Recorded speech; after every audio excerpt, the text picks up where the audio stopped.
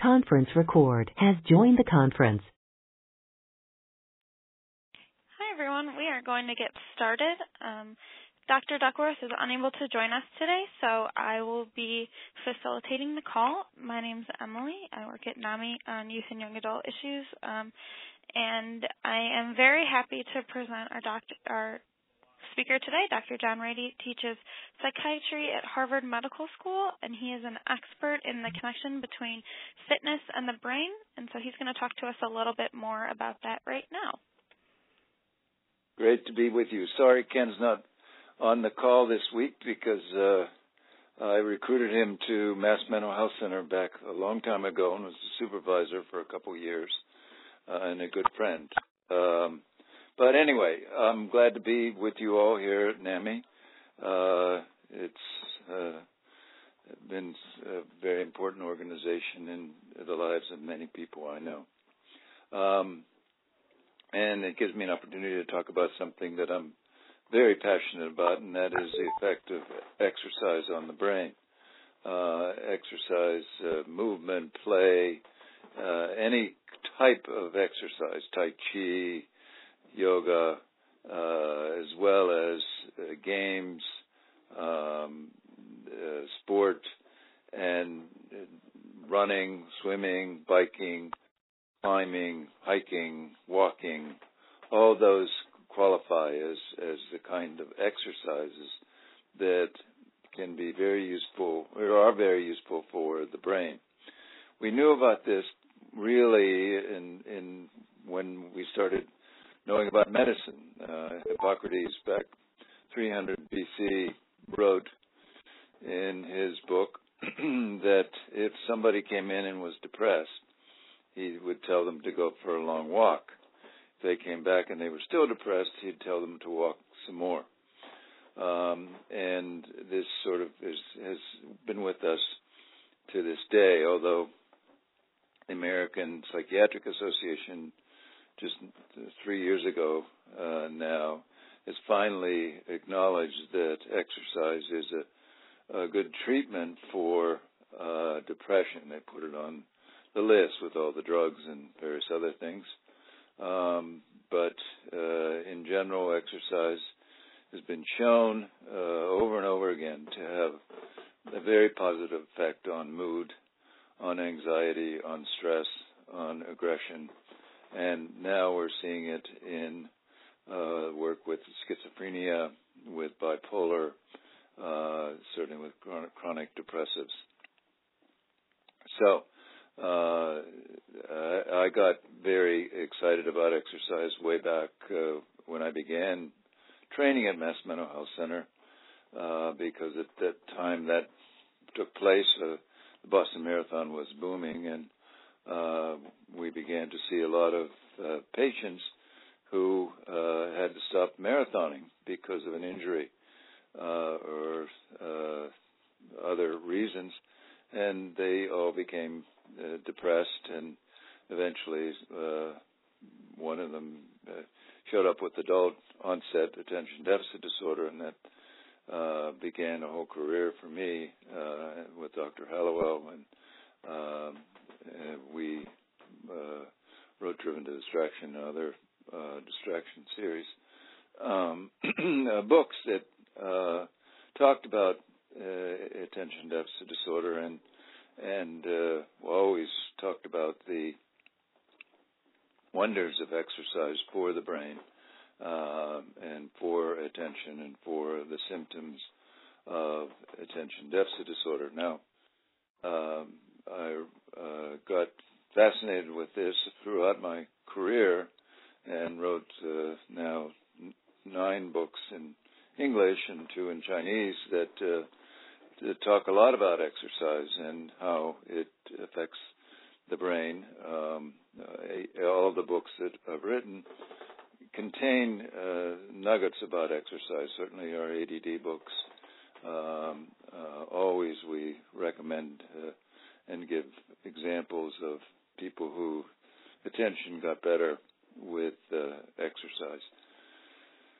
But we know from science, I wrote a book in 2008 it came out called Spark, which is a book about how exercise really affects the brain from a clinical perspective and also from a very scientific perspective. I reviewed about over 1,000 articles for that book and wrote it in plain language, I think, and it's still a very big seller, and people get very excited about it because it has chapters on depression, anxiety, addiction, ADD, aging, and on learning and the schools. And I've been traveling around the world since that book came out, talking about the benefits of exercise for people who have all kinds of psychiatric disorders as well as people in general, not just to make them more fit and better physically. We all sort of know that. But what I focus on is all the data, all the science that we have to talk about exercise having an effect on our brains, our mood, our feeling of well-being, our outlook on life, etc.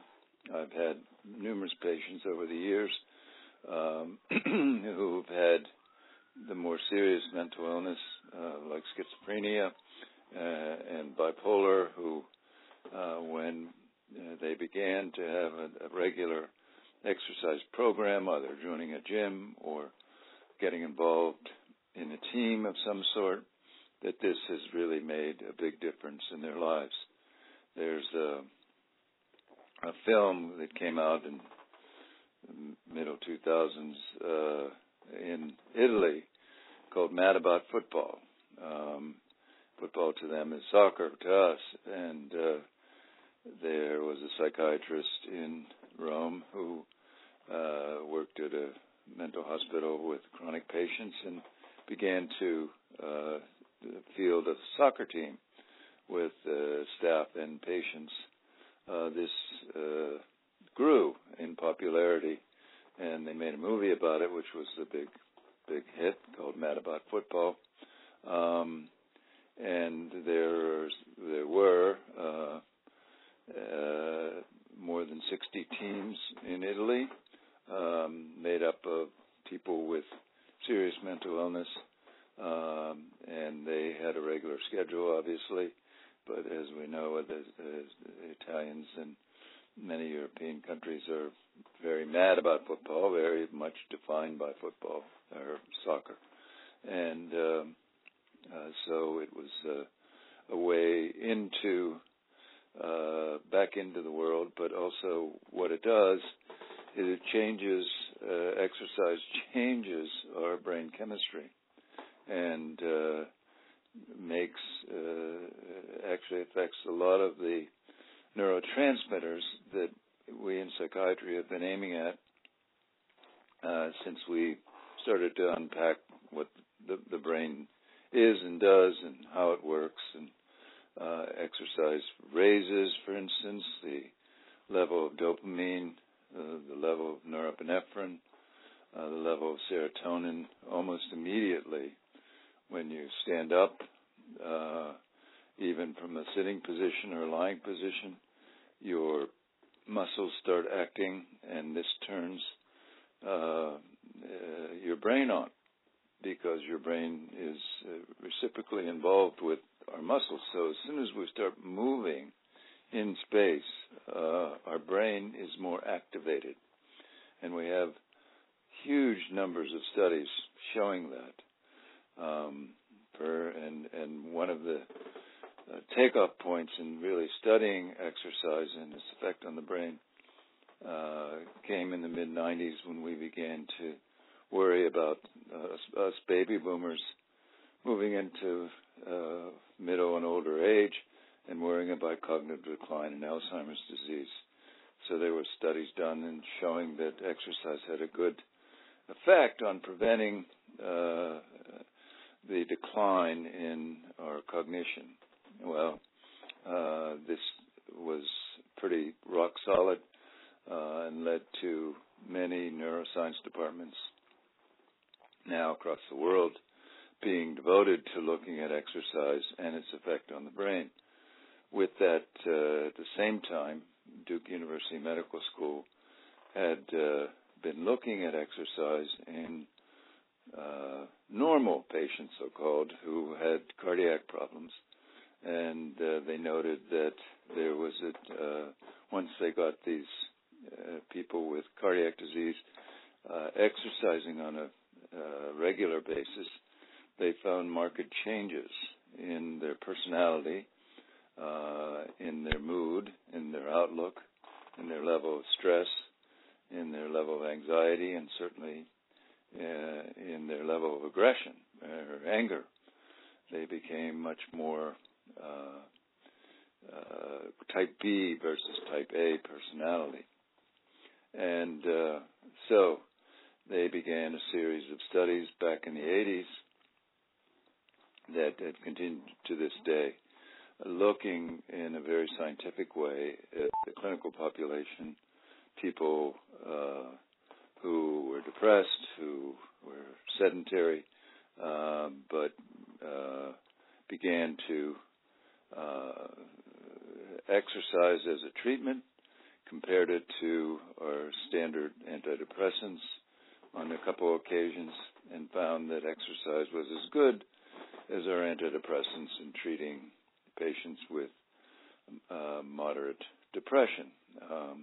This stimulated a lot of interest around the world, and people from Asia and Europe and all over have been doing studies now looking at the effect of exercise on not just depressed patients and anxious patients and panicky patients, but now in dealing with people, helping people who have schizophrenia or bipolar or mixed disorder, that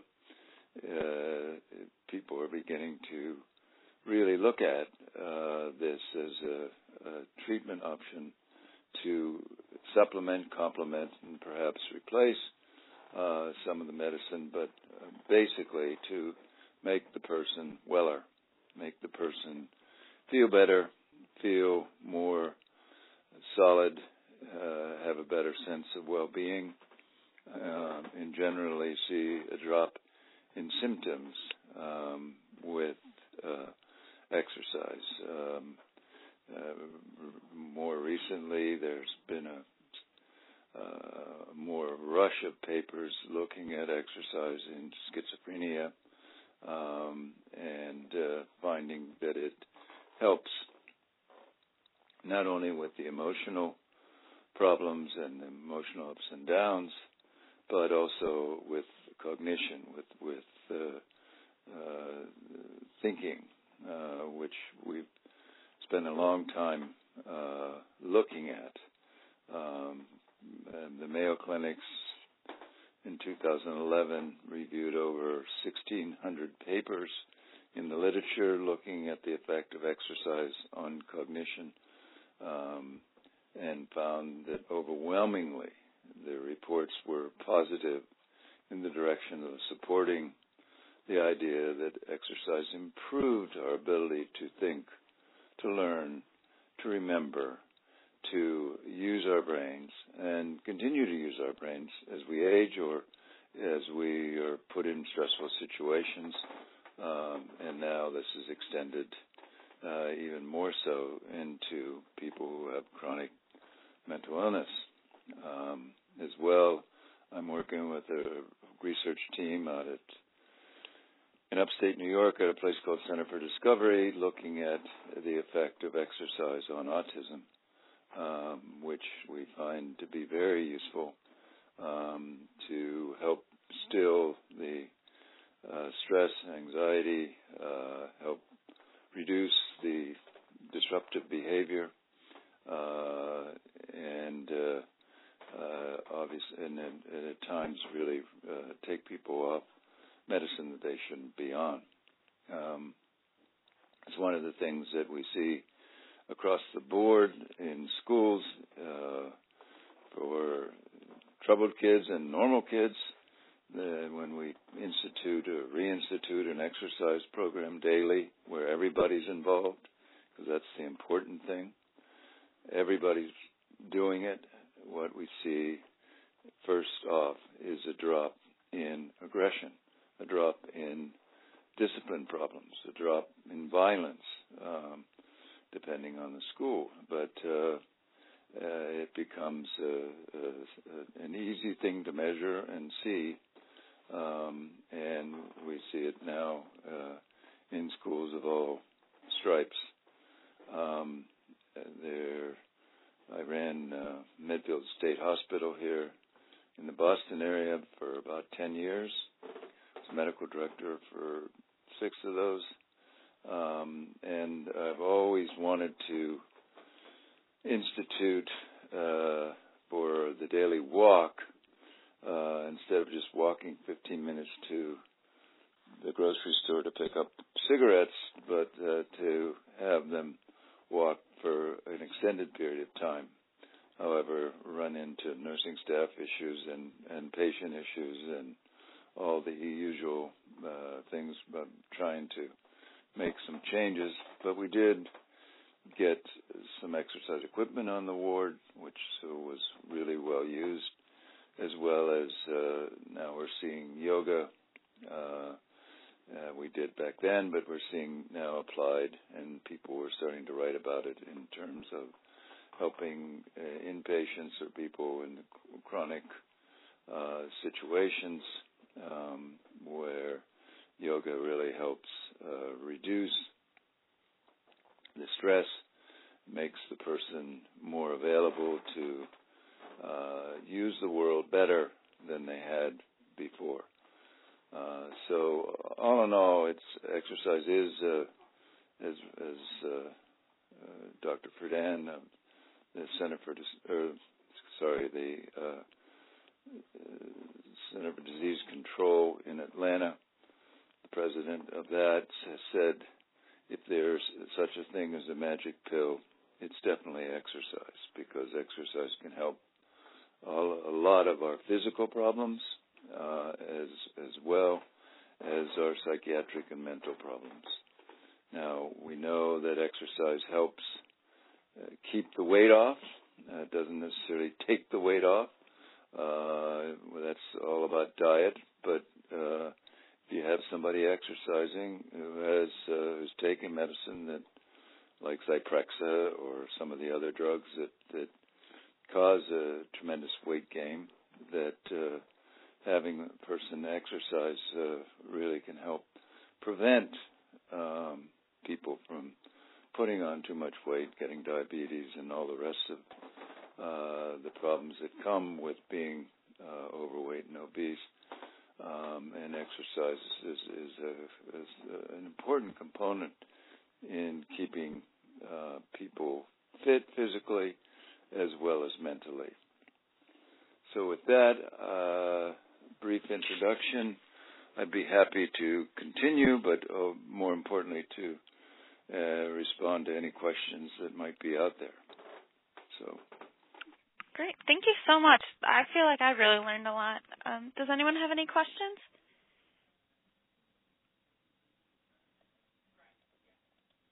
I have a question. Is there a minimum or maximum time that you need to exercise, or a frequency that you need to exercise to find these benefits? Well, I think there is a time. We usually think of, it depends on the level of intensity that the person really is involved. If you're just walking or hiking, then you really want to be moving 40 to 60 minutes at a stretch. But if you're running or swimming or biking in a less leisurely pace, really getting after it, as we say, you can, or in the gym on the treadmill or on the stationary bike or the elliptical, you get an effect really within the first 20 minutes or so, but the more you do, the better you're going to be. And I think it's something that we need to really integrate into our care of the mentally ill as a whole, because I do think that it provides an inexpensive, very available way of helping improve the lives of the people that are beset with these various mental disorders. Thanks. What is your advice for motivating someone who, for example, if you have depression, you have such a hard time getting out of bed? How can you help? What do you say to them to help convince them to? Well, that's where the staff's cunning comes in, or the parents or the caregiver, to bribe them, to get them moving. They did a study, actually. One of the studies has been done on about 30 patients over the course of a year and a half at a hospital in England who were very, very depressed, just as you described. And what they did, they said, well, they paid them a little bit to get them to participate in the study. Wasn't a whole lot, but it was enough to sort of pique their interest. These were chronically super depressed people. And they got them to walk on a treadmill and eventually increase the speed of the treadmill just for one 30-minute period. They did scales before and after, and they found a dramatic improvement in every mental health kind of measure, like their sense of vigor, their improved mood, lessened anxiety, improved outlook on life. And this lasted, they did these scales again an hour after exercising, 2 hours, and 4 hours. So the effect lasted for a good part of the day. And only once they did the study, but other studies have corroborated this over time. But you need somebody to watch after patients who really are, as you described, so difficult to get moving at all. And so we always talk about using a buddy or an aide or a family member who's into exercise, or if they're not, then it's something they can do with their loved ones if they're at home. But also, one of the things that you see, for instance, in a chronic care home, is people doing Zumba, dancing, and sometimes even with the music, this can be an inducement of getting people out of bed to see what the heck's happening, and hopefully get them moving with the people who are engaged in doing something. Zumba is great for getting unmotivated people to get motivated. You don't have to really know how to dance at all, but you eventually learn. So as well, there are a lot of video games that you actually see to be very useful for people that really live in a virtual environment. And I'm not suggesting this is the best way to do it, but sometimes just to get people started using the Wii Fit or the Xbox that has many different varieties of exercise that they can mimic, and they can monitor their progress daily. There's a great game on both on all the platforms called Dance Dance Revolution, which is a game that really challenges your ability to move your feet in rhythm. By you work the game by moving your feet, and eventually people grab onto it and can really get almost addicted to it, and this leads to lots of changes. I had a very depressed fellow who was also a substance abuser, and I got him addicted to Dance Dance Revolution, and he stopped. Certainly his depression cleared, and his addiction went away, and he then went off to college and did very well. But so there's a lot of different avenues to work with those very unmotivated people, and a lot of times it's about educating the staff or the parents or the family to really help drive the motivation in there. If it's something that's seen as being very, very valuable by people around them, sometimes that can be conveyed without directly just saying, okay, this is really valuable. But if people believe it and they see it and other people are doing it, then you get a movement going, and you get a movement to move, hopefully started. Any other questions out there? Yeah, does anyone else have questions, or I have another one? This is Jim Hayes from South Carolina. Thanks for the great presentation. I have really learned a lot. I have a question. South Carolina's correctional department has been a problem area for the longest time, and we've tried to work with them to get improved mental health care for inmates. But a few years ago, one of their directors in a cost-saving move, and in a response to an editorial about prisons becoming spas, eliminated the exercise room and the exercise equipment. And to me, that's so counterproductive. Wouldn't you think that in the correction system, exercise would be a great thing for the inmates to do? There's no question of that.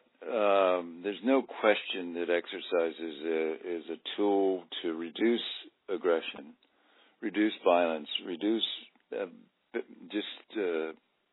bad behavior.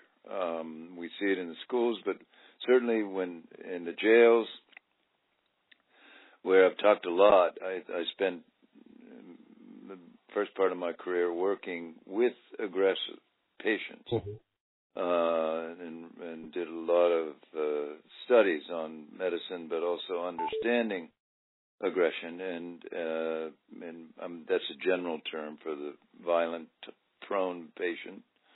And exercise is a very good way of reducing that tendency to leap before they look, or jump into things, or react before they consider what the reaction's going to bring. So yes, I've spoke to many departments of corrections throughout this country, and got them interested. However, system changes take forever, as everybody knows. It is really hard, even when you convince the top people, to get some real substantial change that lasts. And we see this in the schools, but certainly in the correction environment. Because what happens? The guard or the head person or the warden or the person in charge changes. And when they change, everything changes. And if they think of it like they had an aerobics program in the Los Angeles jails for women. And it was very successful in reducing the inner patient or inmate violence. Okay, it was going great. Well, they got somebody who became the boss of that unit who didn't believe it and said, "This is we're here to punish these people, not to have them exercise." So it was Deep Six. It was stopped and returned to a lot of the inmate aggression and violence occurred. Because that's the problem, you see. I mean, in the exercise equipment, I think, people get off on lifting weights, certainly the men and the women now, because they want to get strong enough to defend themselves within the corrections environment, but also, just to get buff and get stronger. And that's important. You get the same kind of effect, but you get a little better effect if you do things like running games, soccer, basketball, on a regular basis, not just a basketball game a week. And those kinds of things have a better effect on reducing violence within the prison system and without. We have a program here in Boston that in many cities, actually started in Philadelphia, called Back on Their Feet. And it's a program to encourage and get shoes and regalia for our homeless population. And they run every morning at 6:30 a.m. I don't think in Boston here they did during the snow we recently had, but and a lot of these are chronic mental ill patients who are living in homeless shelters. And anyway, they get them moving, and I think 20 of them just won spots in the Boston Marathon this year. Wow. It's grown. It's grown a lot, and programs like that spring up all the time. It's just that you can't legislate it. It has to emerge from below, as well as have the top people acknowledge that this is a worthy thing to do. But that's a good question. Great. Thank you. Are there any other questions for Dr. Ratey? Could I just make a comment, Emily? Yes, this is please. Gary in Montana, and my friend Jim's on the phone. I really appreciate your comments on the exercise and corrections, because I happen to be on the reentry task force for the Department of Corrections. I'm going to send an email off when we hang up to extol the virtues of exercise in correctional facilities. But one of my pet peeves or concerns for a long time has been in mental health centers. But sometimes I think that if mental health centers would adopt programs for exercise and smoking cessations, everybody would be better. And I guess if you had any comments on how to twist arms or make the case for that, because that's what I'm. It's all got to be evidence based, and so that's why I think the studies that are going on now, looking at the positive effect of exercise in schizophrenia, the positive effect of exercise now in bipolar illness, and in chronic depression, and in those diagnoses that no one knows. What is it? Who knows? It's a bunch of things. And we know that exercise across the board helps.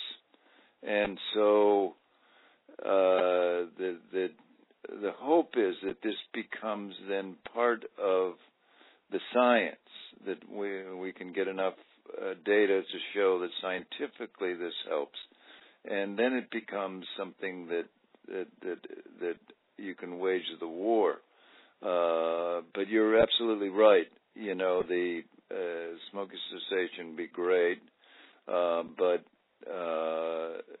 more importantly, I think if you would get people moving, I remember being in the hospital and being so appalled at how everybody just sat around all the time. And so that was part of my idea of getting them for morning walk to be an hour long and afternoon walk an hour as well, and not just 15 minutes, but to get people really moving because they were just sitting most of the day.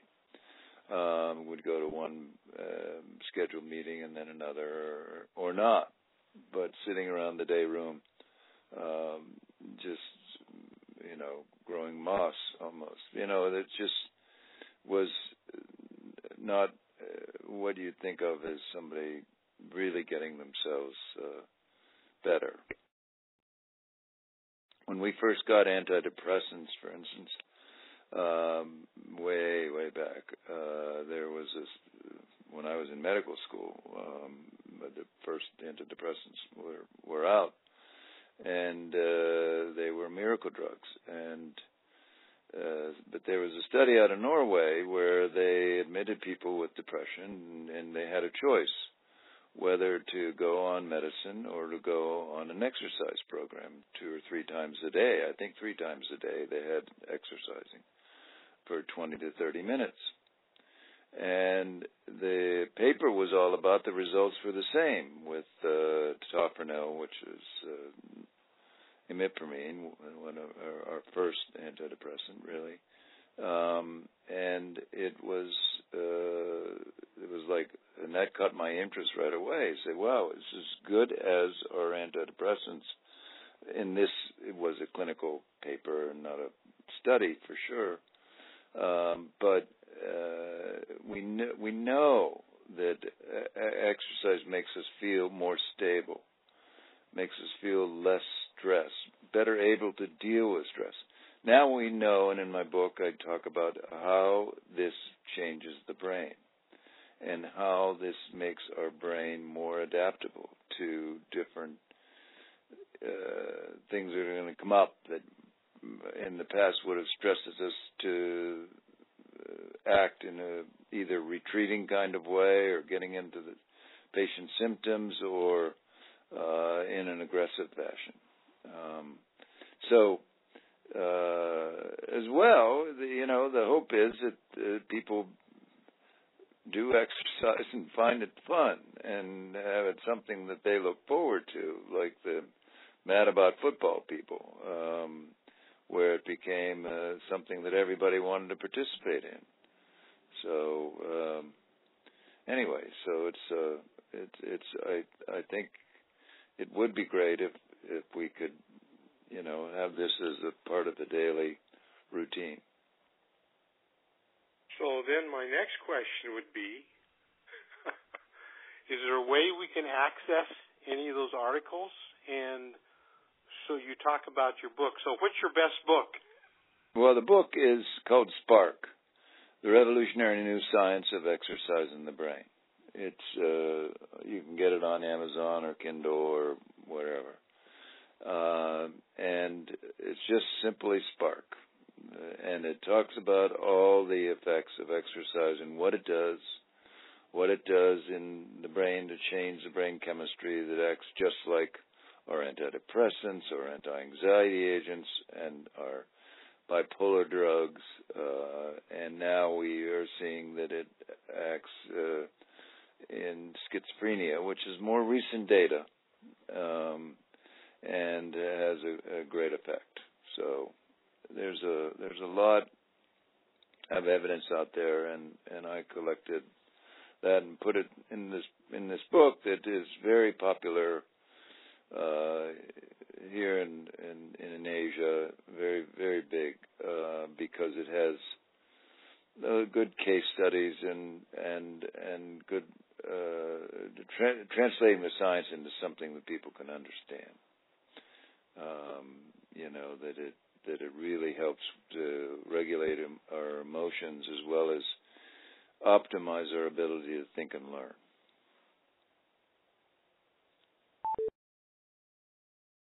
Well, thank you. That's sure. Great. Does anyone have any other questions?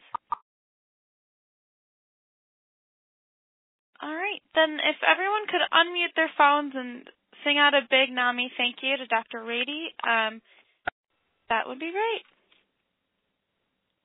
Thank you very much for coming on the call, and we really appreciated it, and we look forward to having you on again in the future. Okay.